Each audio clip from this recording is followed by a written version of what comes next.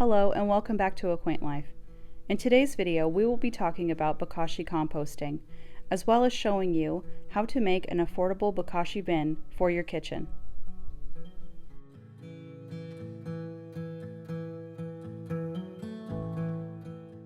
Bokashi composting is a method for creating nutrient-rich additions to your garden through the use of fermented kitchen scraps.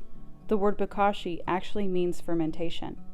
Bokashi composting is much different, as instead of fully decomposing the kitchen scraps, we are going to be fermenting them. The fermented food scraps can then be buried in trenches directly into the garden, added to outdoor compost for a boost to your pile, or used to feed worm bins. To get started Bokashi composting, you will need some Bokashi bran. Bokashi bran is made from organic matter and filled with microbes. You will also need a bin for your Bokashi compost, which we will be building in this video. To make a Bokashi bin, you need 2 5-gallon buckets, 1 airtight lid, and a drill with a thin drill bit.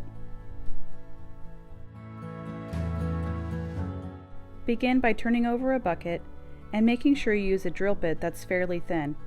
I'm using a drill bit that is 3 by 32. You want to use a fairly thin drill bit to ensure the food doesn't pass through. I'm going to drill about 16 to 20 holes in the bottom of this bucket, making sure that I distribute them evenly across the bottom. This way, it drains evenly. Now that our holes are drilled, I'm just going to simply place that drilled bucket into the non-drilled bucket and place the lid on. Our bin is now ready to use.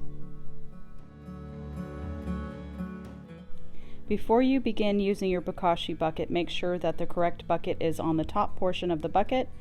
And then I'm going to add my food scraps, but you want to make sure you have Bokashi bran on hand before you start using this, because you're going to add a scoop, which is about a tablespoon, for every 1 inch of food scraps that you place into the bucket.